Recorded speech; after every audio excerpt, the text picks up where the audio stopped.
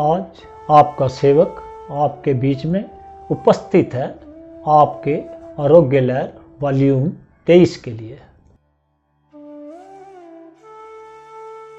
आज इसमें हम 3 पार्ट में डिस्कशन करेंगे।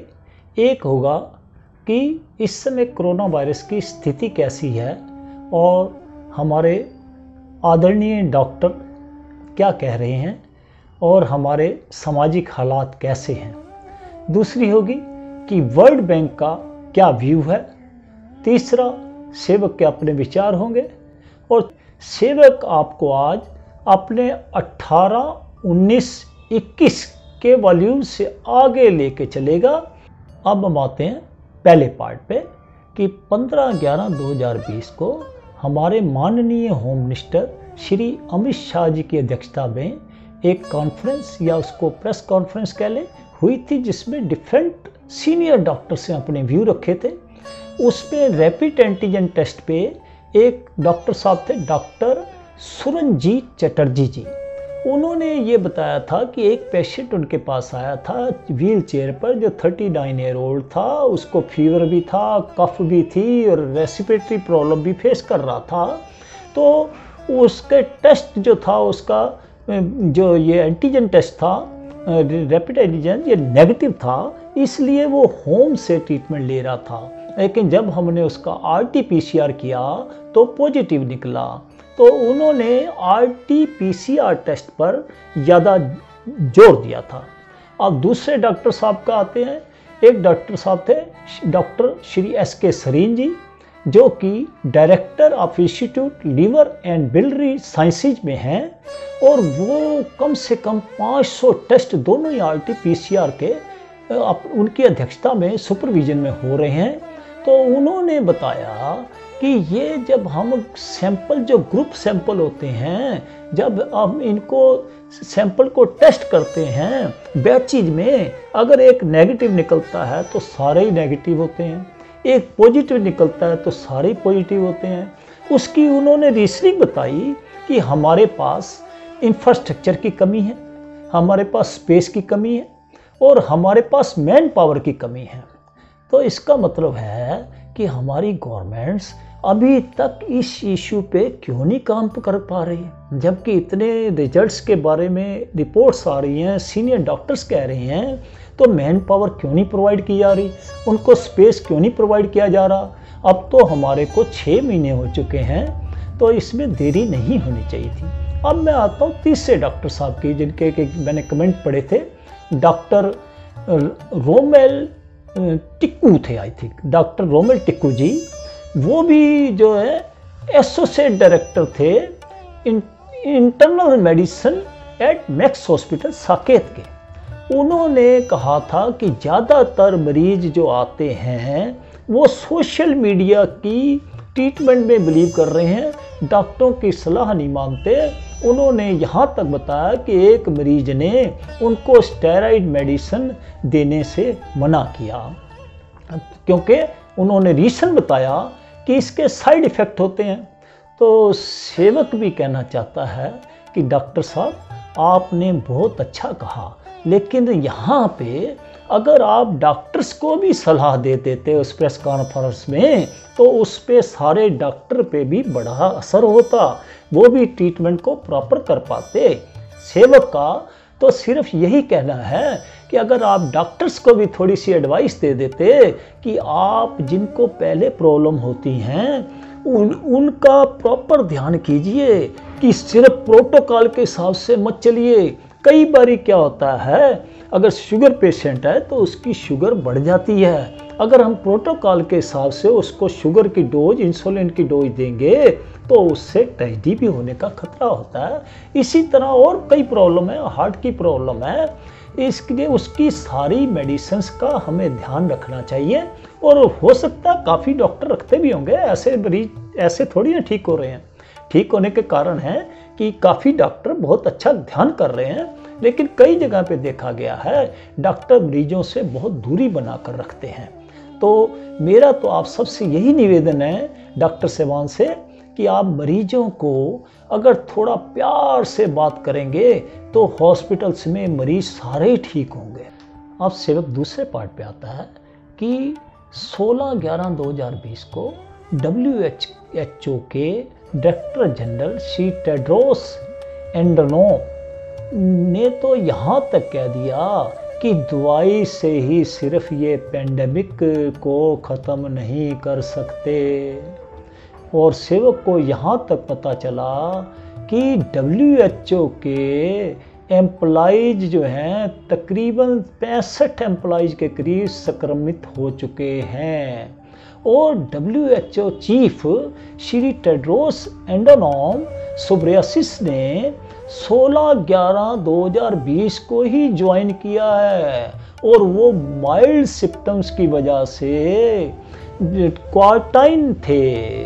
अब सेवक आपसे अपने विचार साझा करना चाहता है कि आप सब जो हैं अपना ध्यान स्वयं रखिए, अपने घर में रहिए।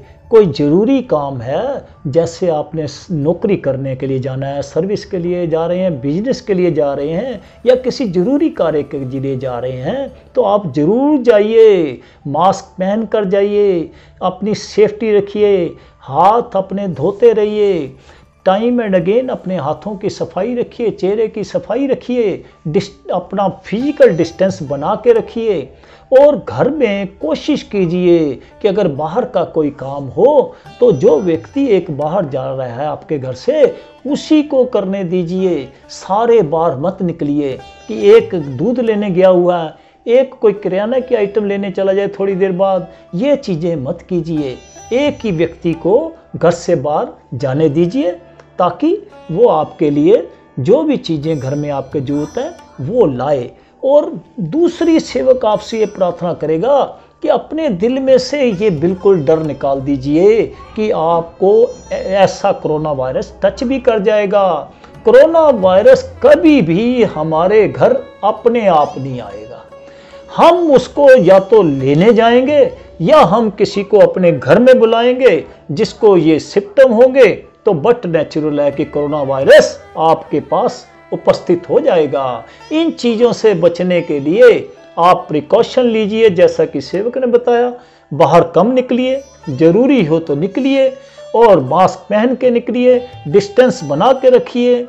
अगर आप इन चीज़ों का प्रयोग करेंगे, इन चीज़ों का ध्यान रखेंगे, तो आपको कोरोना वायरस टच भी नहीं कर सकता। इसके साथ साथ मौसम के जो फल हैं, जो सब्जियां हैं, वो लीजिए। पानी की क्वांटिटी थोड़ी बढ़ा दीजिए, थोड़ा पानी गर्म थोड़ा थोड़ा लेते रहिए 3-4 बार दिन में कभी कभी, और गरारे रात को जरूर कीजिए।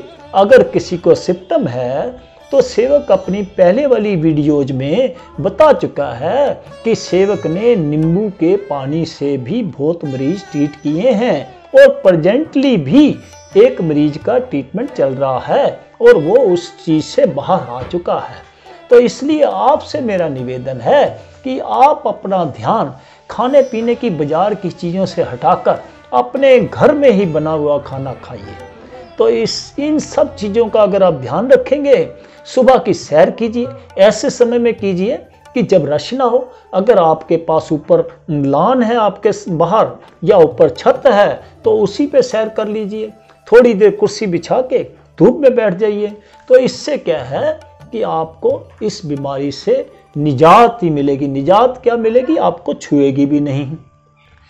अब सेवक आपको जो आपसे प्रॉमिस किया था अभी हमने कि आगे हम वो एक्सरसाइज करने जा रहे हैं जिससे कि हमारी बॉडी का सारा सिस्टम ही क्लियर और इम्यून सिस्टम स्ट्रांग हो जाएगा, हमारा ब्रेन एक्टिवली काम करेगा। अब हम आपको उसका डेमोन्स्ट्रेशन दिखाने के लिए फील्ड में लेकर चलते हैं। आज के प्रयोग को शुरू करने से पहले सेवक आपसे एक प्रार्थना करना चाहता है कि आप सबके कहने पर ही सेवक ने आपके आरोग्य लहर वॉल्यूम 18, 19 और 21 को बहुत ही छोटा बनाने की कोशिश की और आप सबके सहयोग से बनाया भी। लेकिन सेवक को यह देखकर आश्चर्य हुआ कि बल्कि उन वीडियोज में व्यूज़ भी कम आए और लाइक भी कम किए, तो इसका कारण क्या है? या तो सेवक के अंदर कोई कमी रह गई है, या आप लोग आजकल मैं देख रहा हूँ कि बर्गर खा रहे हैं, चिकन चावल खा रहे हैं, वो जो कंपटीशन में आते हैं 10-10 लाख लोग देख रहे हैं।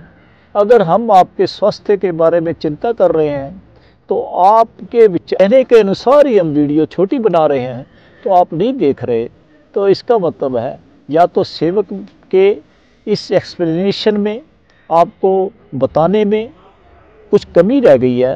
तो सेवक का आपसे हाथ जोड़ के प्रार्थना है कि आप सेवक को कमेंट बॉक्स में ज़रूर लिखिए। आगे से सेवक आपके द्वारा बताएगी उन कमियों को भी ज़रूर दूर करने की चेष्टा करेगा। और अब हम आते हैं अपने उस प्रयोग पर कि आप जब सैर वगैरह करके एक्सरसाइज करके आए हैं, तो आज हम आपको नया प्रयोग करवाने जा रहे हैं जिसका नाम होगा शव यात्रा।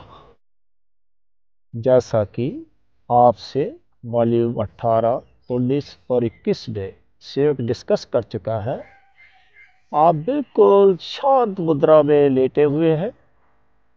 कहीं पे भी आपके खिंचाव हो तो अपने शरीर को हिला डुला के ठीक कर लीजिए। जैसे कि घुटनों में है तो ऐसे ऐसे कर लीजिए, कमर में है ऐसे ऐसे कर लीजिए, हाथ में है ऐसे कर लीजिए, कंधे में है तो गर्दन में है ऐसे ऐसे कर लीजिए। आप बिल्कुल शांत मुद्रा में आ गए। अपने ध्यान को पैरों की उंगलियों में ले जाएंगे, वहाँ पे पल्पेशन महसूस करेंगे। यहाँ से अपने ध्यान को पैरों के तलवों में लाएंगे, यहाँ पे पल्पेशन महसूस करेंगे। इसके बाद एड़ियों में लाएंगे, पैरों की पल्पेशन महसूस करेंगे। धीरे धीरे घुटनों में लाएंगे ध्यान को, यहाँ पे पल्पेशन महसूस करेंगे। यहाँ से जंघाओं और धड़ का जहाँ ज्वाइंट होते हैं अपने ध्यान को वहाँ ले जाएंगे, पल्पेशन महसूस करेंगे। अब आप अपने ध्यान को मूलाधार चक्र में ले जाएंगे, जो कि हमारे रेक्टम में पोटी वाली जगह में 1.25 से 1.5 इंच अंदर होता है। वहाँ पे पल्पेशन महसूस करेंगे। यहाँ से अपने ध्यान को स्वादिष्टान चक्र, जो कि मूत्र मार्ग नाभि के बिल्कुल सेंटर में होता है, वहाँ पे ले जाएंगे, पल्पेशन महसूस करेंगे। यहाँ से अपने ध्यान को नाभि में लाएंगे, इसको मणिपुर चक्र भी कहते हैं। आप यहाँ पे अपने ध्यान को लगाएंगे। ये जो भी हम चक्रों का डिस्कशन कर रहे हैं, इनको जागृत करने की चेष्टा कर रहे हैं। आपने भी ऐसा करना है। अगर ये जागृत हो जाएंगे तो आपको कोई भी बीमारी नहीं लग सकती। आप मणिपुर चक्र में पल्पेशन महसूस करेंगे। आप ऐसा महसूस करेंगे कि पल्स आपकी ऊपर जा रही है, नीचे बैकबोन में लग रही है।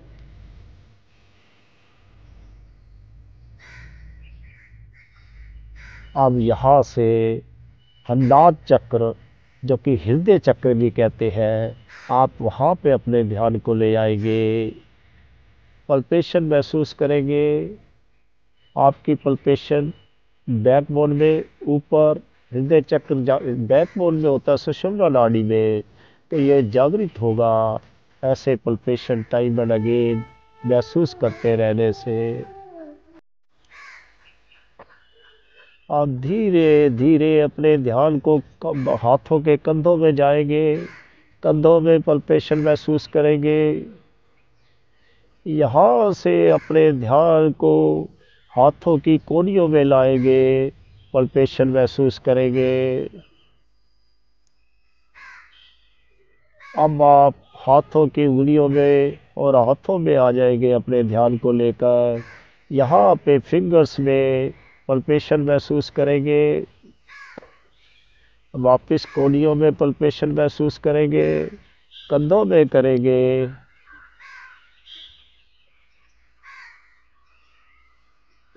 अब आप आ जाएंगे विशुद्धि चक्र में, जो गले में होता है। इसको जागृत करने के लिए आप पल्पेशन का अनुभव करेंगे, गले में विशुद्धि चक्र को जागृत करने के लिए।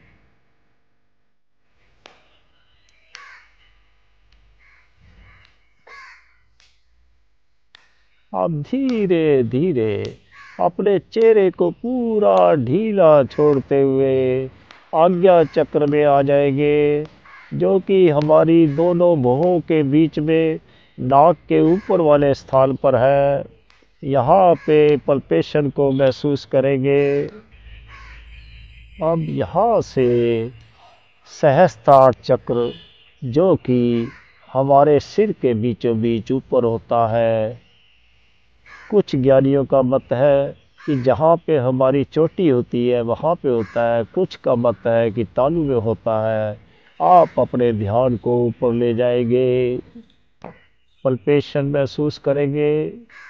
अब आपका शरीर बिल्कुल शिथिल हो गया है।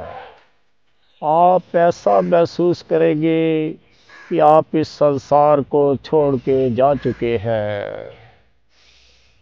आपकी आत्मा आपके बाहर निकल रही है। आपको आपके रिलेटिव्स, आपके घर के मेंबर्स, मित्रगण आपको घर पर लाए हैं, आपके उस पार्थिव शरीर को। आप बाहर से सब कुछ देख रहे हैं। कौन आपका रिश्तेदार, कौन आपका मित्र, कौन आपका पड़ोसी कैसा व्यवहार कर रहा है आपके शरीर के साथ, और वो बाहर खड़ा होके आपके बारे में क्या सोच रहा है।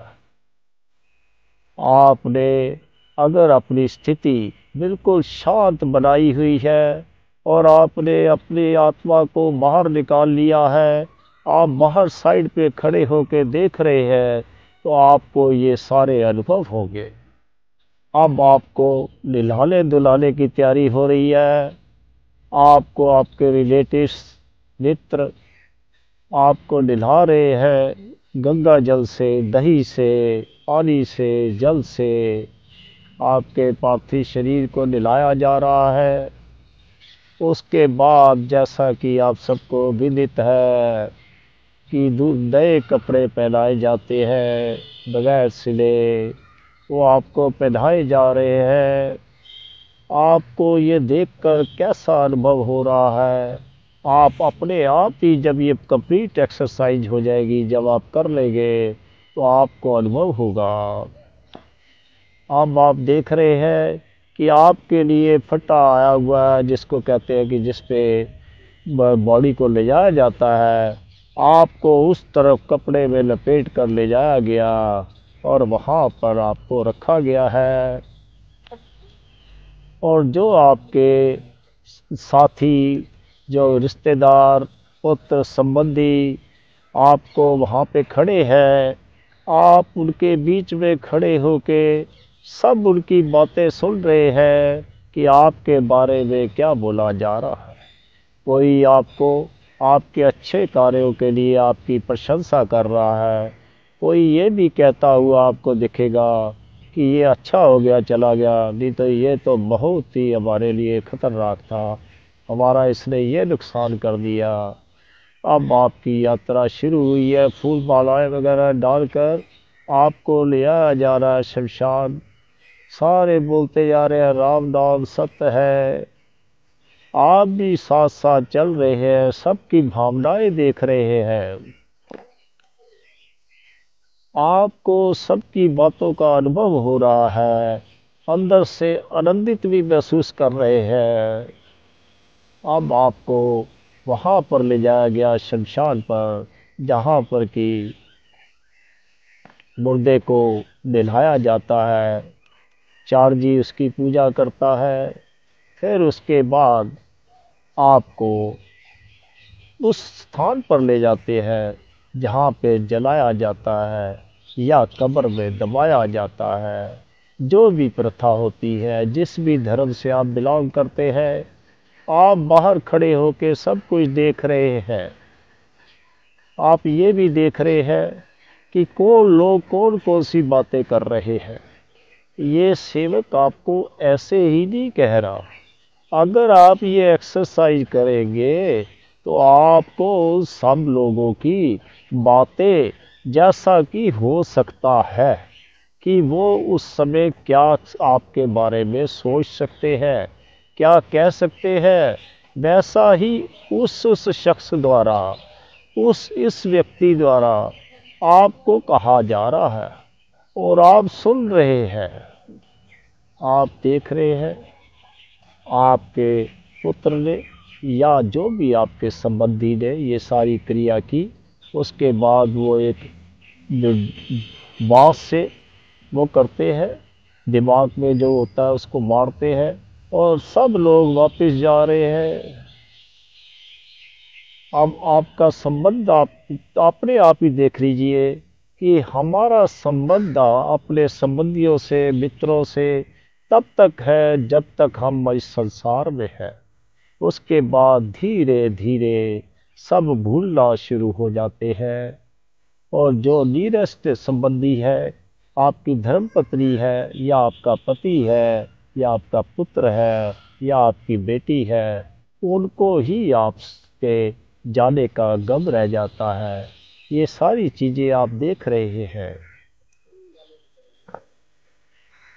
अब सेवक की आपसे प्रार्थना है कि अपनी आत्मा को वापिस अपने शरीर में नाभि द्वारा प्रविष्ट कीजिए।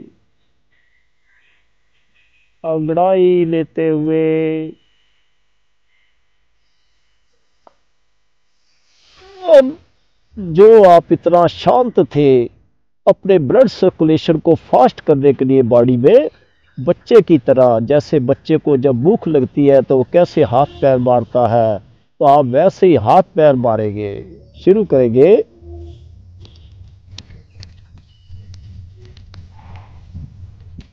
फिर लेट जाएंगे, शांत भाव में बिल्कुल अपने आप को शांत छोड़ देंगे।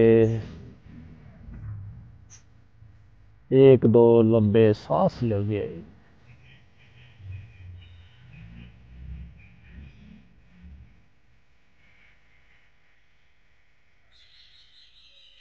अब इसी शांत मन से साइड के वजनों पर उठेंगे, अपनी आंखों को बंद रखेंगे, धीरे धीरे, जैसे कि आपके जीवन का शरीर में प्रवाह हो गया। अब आप खड़े हो जाएंगे और आप देखेंगे कि आपका शरीर बिल्कुल हल्का है। अब आप उस परमात्मा में, उस भगवान में, उस प्रभु में, जिसको भी आप मानते हैं, उसके लिए थोड़ा आनंदित होने के लिए अपने आप को डांस मुद्रा रहेंगे। बिल्कुल परवाह मत करें आपके आसपास क्या है, आप जिस तरह से भी डांस कर सकते हैं उस तरह से करेंगे तो देखना आपका शरीर प्रफुल्लित हो जाएगा। आपके सारे रोम रोम में शक्ति आ जाएगी, जितने भी आपके ब्लड सेल्स हैं उसमें सब में एनर्जी आ जाएगी और बीमारियां आपसे दूर रहा करेंगे। जो भी आप कर सकते हैं, थोड़ा इधर उधर भी जा सकते हैं, घबराने की कोई बात नहीं है। आप जैसा मर्जी कीजिए, आप जैसा मर्जी कीजिए, डांस करना है डांस कीजिए, ताली मारनी है ताली मारिए। तो इससे जो है आपका जो ब्लड सर्कुलेशन है आपकी बॉडी में पूरा फैलेगा और आपके सेल्स को नई स्फूर्ति देगा, जो आपको बीमारियों से लड़ने की ताकत मिलेगी।